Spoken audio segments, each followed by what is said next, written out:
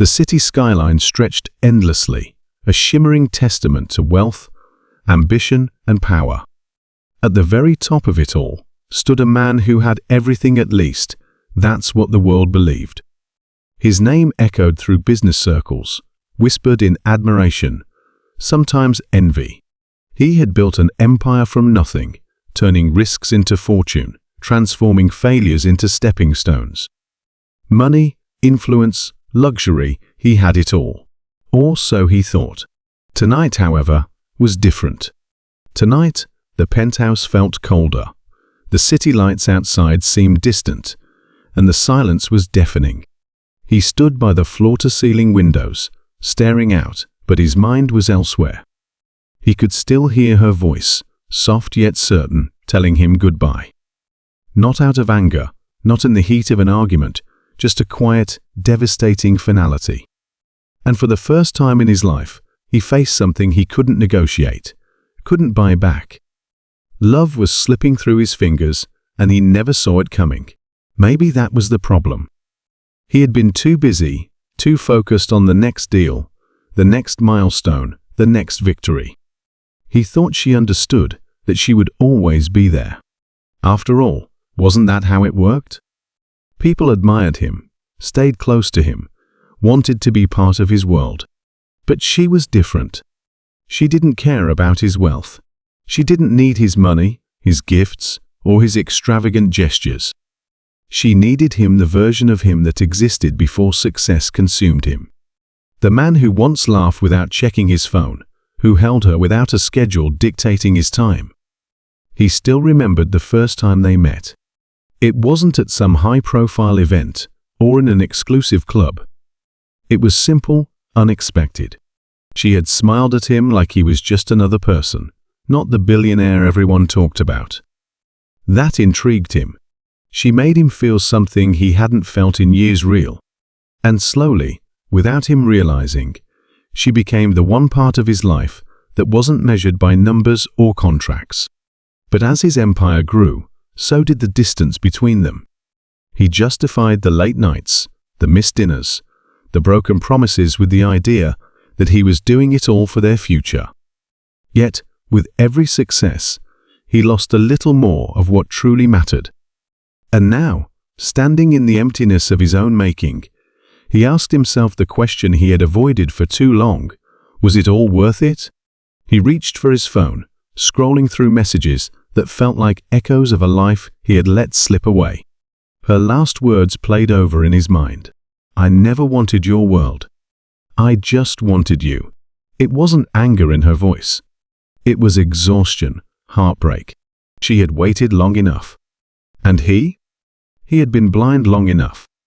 Now, as he stood on the edge of losing the only thing that ever made him feel whole, he faced a choice. Was it too late to fix what was broken? Or was this the price of believing he had it all? That night, sleep never came. He lay in bed staring at the ceiling, the city humming outside, but inside, there was nothing but silence. His mind replayed every moment, every choice that led him here. The late nights, the unanswered calls, the quiet look she gave him when he rushed out the door yet again. He had convinced himself she would understand, that she would wait, that love was about patience. But love wasn't about waiting forever. Morning arrived, but he felt no different. The emptiness followed him like a shadow as he got dressed, slipping into the tailored suit that had become his armor. The world expected him to be strong, to have answers, to always be in control. He stepped into his private elevator, rode down to the lobby where his driver was already waiting. The moment the doors opened, the world swallowed him again, flashes from cameras, reporters calling his name, people watching him as if he were untouchable. But she had touched him in a way no one else ever had. And now she was gone. He climbed into the back seat, barely hearing the driver ask where to. His schedule was packed, as always. Meetings, investors, deals that couldn't wait. But for the first time, he didn't care. He glanced at his phone again, scrolling past unread messages and notifications, until he found her name. He hesitated. What would he even say? That he was sorry? That he finally understood? The car moved through the city, past the restaurant where they had their first date, past the bookstore where she used to drag him in just to browse, past the quiet cafe where she once told him her dreams. He had listened, but had he really heard her? His phone buzzed. His assistant, reminding him of his morning meeting. He could ignore it. He could cancel everything. Go find her. Tell her she meant more than any of this. But did she even want to hear it now? His mind drifted back to the last few months. The moments he should have paid attention to. The way she had started to grow quieter, how her laughter had become less frequent. He had been too caught up in his world to realize she was slipping out of it. His driver pulled up to the office, but he didn't move. "Sir?" He exhaled, gripping the phone tighter. "Take me somewhere else." "Where to?" He hesitated. He didn't even know where she was. "Just drive." The car pulled away from the towering glass building, away from the meetings and deals, away from the life he had built. Would he go back to the life he had lost? Or was it too late? The city blurred past the tinted windows as the car moved aimlessly through the streets. He wasn't sure what he was looking for. Maybe a sign, maybe just a direction. His mind kept circling the same question. Had he pushed her too far? He had always believed that love could withstand time, distance, even neglect. But now, as the silence stretched on, he realized how fragile it really was. His fingers hovered over his phone screen again. He could call her, hear her voice, even if it was just to confirm what he feared most, that she had already moved on. But instead, he slipped the phone into his pocket. He wasn't ready to hear that yet. The car slowed as they reached a quieter part of the city. It wasn't the usual route he took, not the polished streets lined with luxury boutiques or towering skyscrapers. Here, the buildings were older, the sidewalks cracked, the air filled with the scent of fresh bread from a small bakery on the corner. He hadn't been here in years, but it still felt familiar. "Stop here," he said suddenly. The driver pulled over, glancing at him in the rearview mirror. "Are you sure, sir?" He nodded, stepping out before he could change his mind. He hadn't set foot in this neighborhood since before his wealth defined him. Before he became someone whose name carried weight, whose presence turned heads. Back then, he had been just another man trying to make something of himself, full of ambition, but not yet lost in it. He walked past the bakery, past the tiny bookstore, where he had once spent hours lost in second-hand novels. And then, he saw it, the little cafe, with the scratched wooden tables and the soft yellow lights. Their cafe. She used to love this place. They would sit by the window, her hands wrapped around a warm cup, talking about things that had nothing to do with business or money. For a moment, he almost expected to see her there, waiting for him. But the chair by the window was empty. He stepped inside, the bell above the door chiming softly. The scent of coffee and cinnamon filled the air. The barista barely glanced at him, too busy with the morning rush. It was strange, being somewhere where no one cared who he was, where his name meant nothing.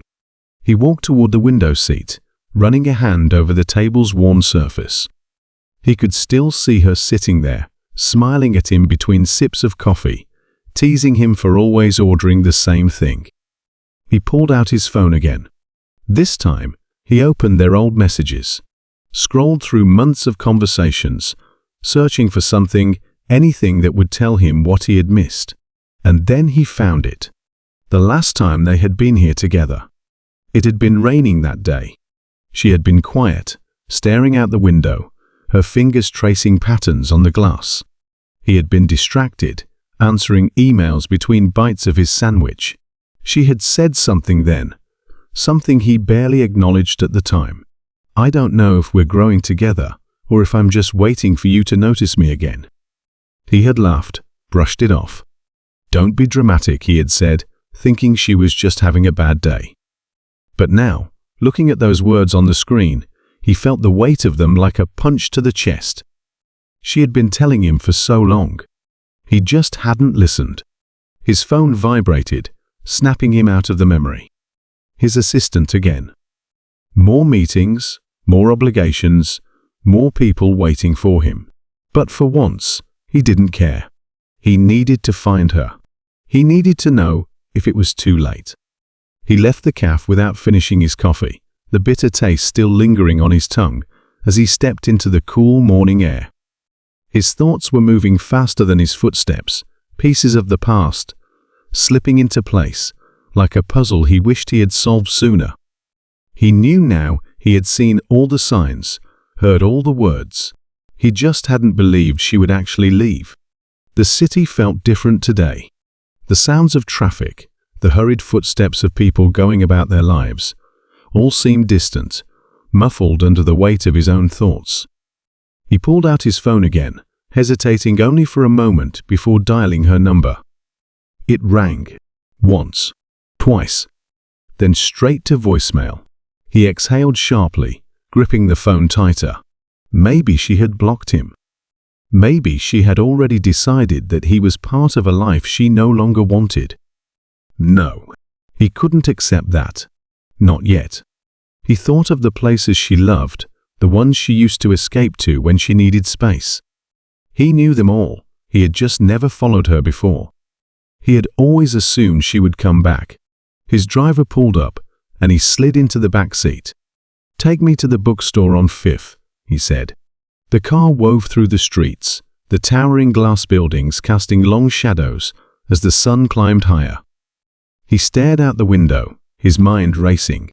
What would he even say if he found her? That he was sorry? That he understood now? That he was willing to change? Would it even matter? The car stopped in front of the small bookstore, the one she always disappeared into for hours.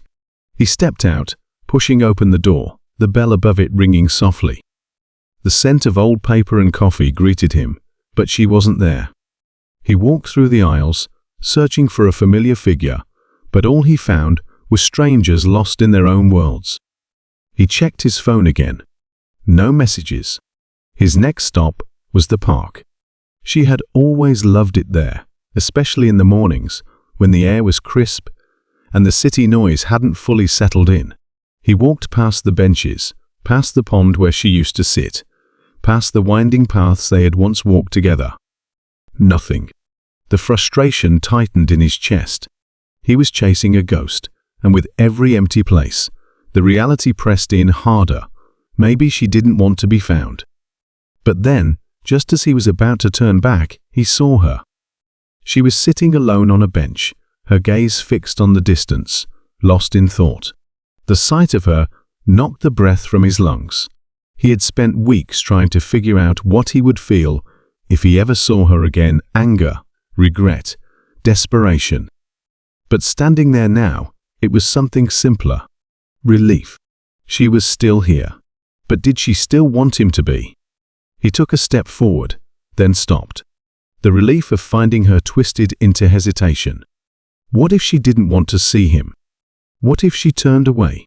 She sat with her hands folded in her lap, her shoulders slightly hunched, as if carrying the weight of something heavy. He had seen her like this before, lost in thought, retreating into herself when the world became too much. But this time, he wasn't sure if he was still part of that world. Before he could decide what to do, someone else approached her. A man. His chest tightened. He hadn't prepared for this. The man sat beside her, and she turned to him with a small, tired smile. Not the bright, full smile she used to give, but something softer. Something familiar. He clenched his fists, forcing himself to breathe. Who was he? A friend? Someone new? The conversation between them was quiet, almost intimate in its simplicity. She looked comfortable, like she had been meeting him here for a while. Doubt crept in. Had he been too late? The man reached for her hand, and she didn't pull away. His stomach dropped. He should leave. Walk away, before he humiliated himself. But his feet refused to move. Then, as if sensing his presence, she glanced up. Their eyes met, and for a split second, the rest of the world faded. Shock flickered across her face. surprise. And then something else, hesitation. She wasn't sure if she wanted him there. The man beside her turned to follow her gaze, his expression unreadable. A silent moment stretched between them. Then she stood slowly, carefully, as if bracing herself. He swallowed hard, forcing himself to find his voice. "Can we talk?" She hesitated, then nodded. But before she could take a step toward him, her phone rang. She looked down at the screen, and he saw it, the name flashing across the display. Not a friend. Not family. A hospital. Her face paled as she answered, her voice trembling. "Hello?" Silence. Then, a sharp inhale. He watched as her body tensed, as her free hand clenched at her side. "No." "When? How bad is it?" Another pause. Her breathing was unsteady now, her entire body trembling. "I'll be there soon." She ended the call, standing frozen for a moment before she turned to the man beside her. "I need to go." The man nodded, placing a hand on her shoulder. "I'll drive you." But then, her eyes met his again, and for the first time since he had found her, there was no hesitation. "No," she said quietly. "I'll go with him." Shock crossed the other man's face, but he didn't argue. He simply nodded, stepping back. She turned to him, her voice tight. "I don't have time to explain. Just please take me there." He didn't ask questions, didn't hesitate. He just nodded and led her toward the car. As they pulled away from the park, he glanced at her, her fingers gripping the edge of her seat, her breathing uneven. "What happened?" he asked. She swallowed hard, her voice barely a whisper. "It's my father." He collapsed. "They don't know if he's going to make it." The weight of her words settled between them. Whatever had happened between them before didn't matter now. Because in this moment, she needed him. And for the first time in a long time, he was exactly where he was supposed to be. The car sped through the city, weaving between traffic as she sat stiffly beside him, gripping the edge of her seat. Her breath was shallow, her fingers trembling against her knee. He wanted to say something, anything to reassure her, but nothing felt right. She kept glancing at her phone, as if waiting for another call, another update that might change everything. He stole a quick glance at her, seeing the way her jaw tightened, the way she blinked rapidly like she was holding something back. "When was the last time you spoke to him?" he asked, his voice careful. She hesitated. "A few weeks ago." He knew what that meant. There was distance between them, a space she hadn't been able to close. And now, she might never get the chance. The hospital loomed ahead, its bright red emergency sign glowing in the afternoon light. He pulled into the driveway, barely stopping before she was out of the car, rushing toward the entrance. He followed without thinking, his long strides catching up to her just as she reached the front desk. "My father," she gasped. He was brought in. The nurse nodded, already scanning the records. "What's his name?" she told her, barely able to get the words out. The nurse's expression flickered, just for a second, but he saw it, the hesitation, the guarded look that came before bad news. "He's in the ICU," the nurse said gently. "The doctor will speak with you shortly." She swallowed hard, nodding quickly, her fingers clutching the counter like it was the only thing holding her up. Without thinking, he reached for her hand. She didn't pull away. They were led down a long hallway, past white walls and hushed conversations, past rooms filled with beeping machines and people waiting for news they didn't want to hear. When they reached the ICU, a doctor was already there, his expression unreadable. She tensed beside him. "Is he?" "He's alive," the doctor said quickly, "but it was a severe heart attack. We were able to stabilize him, but his condition is critical." She exhaled sharply, her body sagging with relief, until the doctor's next words. "We also found something else during his tests. Something we weren't expecting." A long pause, a glance at the chart in his hands.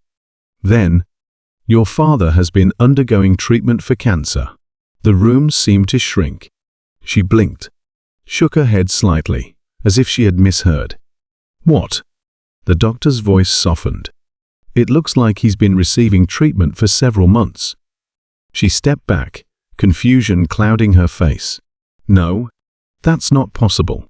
He would have told me." The doctor hesitated, then gave a small nod. "I'll let you have a moment.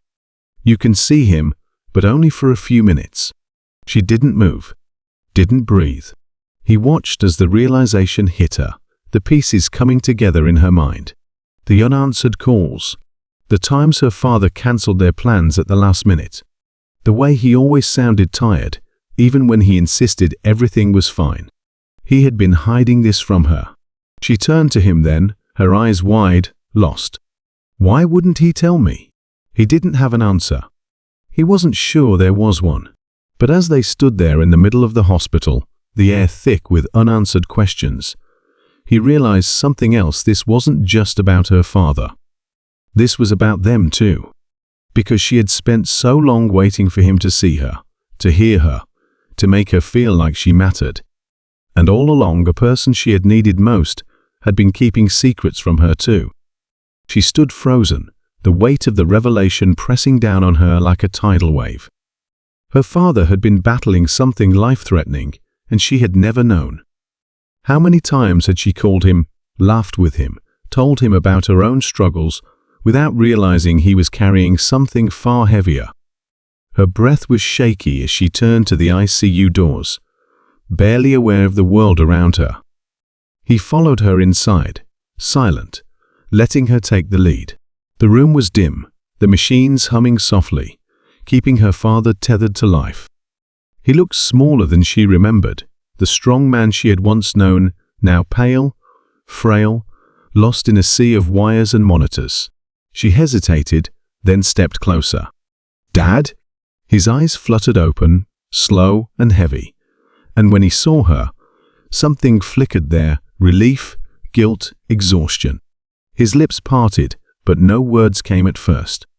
Then finally, in a voice so weak it barely reached her ears, "I didn't want you to worry." Tears welled in her eyes, but she forced them back. "How could you not tell me?"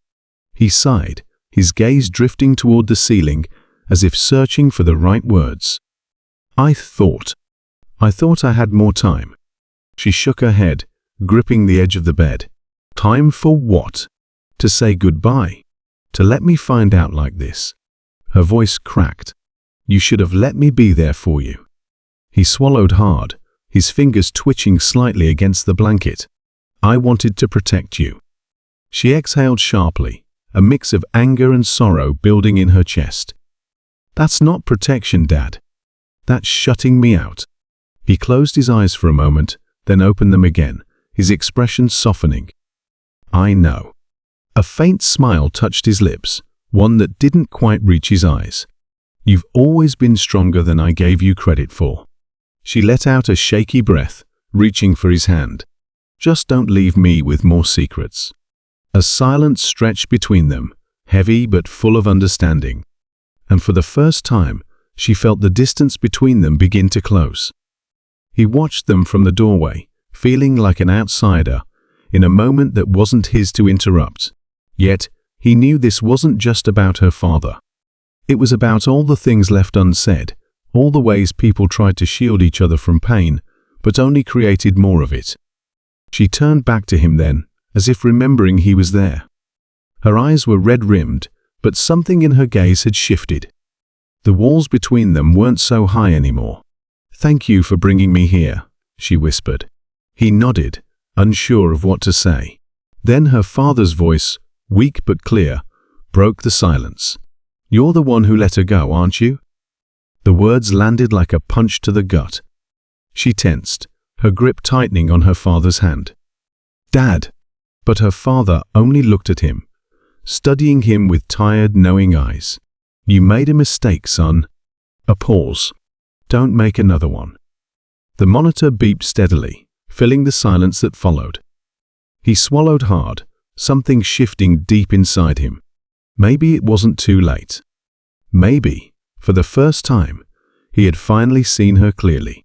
Silence filled the hospital room, heavy with unspoken words. He stood there feeling the weight of her father's gaze, those tired eyes seeing through him in a way no one else ever had. The beeping of the monitors seemed louder now, each sound a reminder of time slipping away. She didn't look at him, not yet. Her hand was still wrapped around her father's, her fingers barely moving, as if holding on a little tighter might somehow change what was inevitable. He wanted to say something to her father, but the words caught in his throat.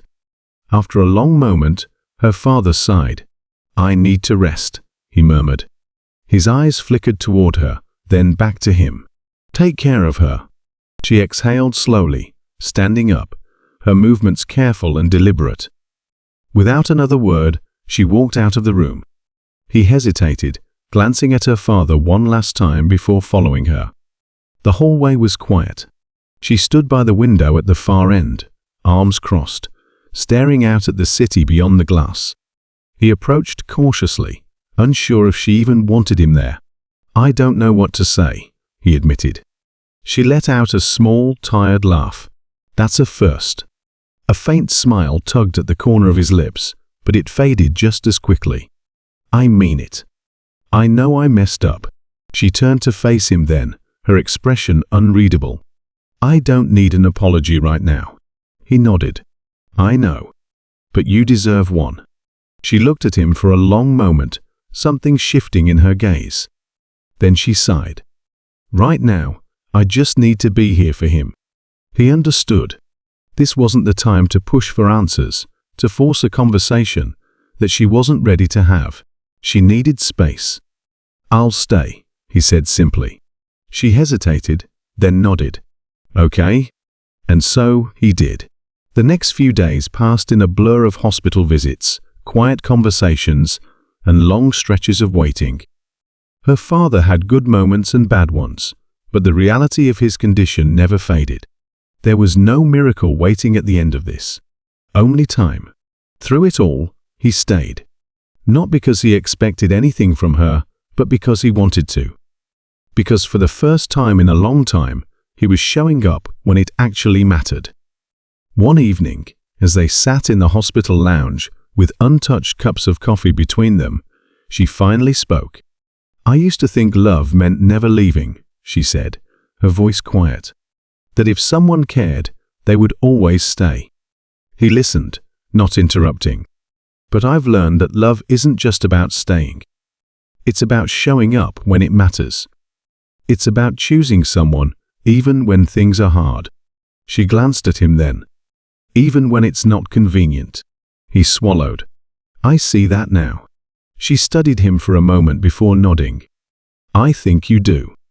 It wasn't forgiveness. Not yet. But it was something. The days passed, and eventually the inevitable came. Her father took his last breath with her hand in his, and for the first time in a long time, she allowed herself to grieve without holding back. He stayed beside her, never leaving, never trying to fix what couldn't be fixed. He simply let her feel.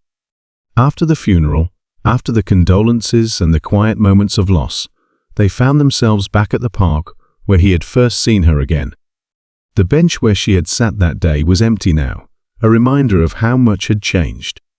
She turned to him, taking a deep breath. "I don't know what comes next." Neither did he. And for the first time, that didn't scare him. "Then let's figure it out together," he said. She looked at him, really looked at him, and this time she smiled. Not the small, tired smile she had given before, but something real, something hopeful. And for the first time in his life, he understood what it truly meant to have everything.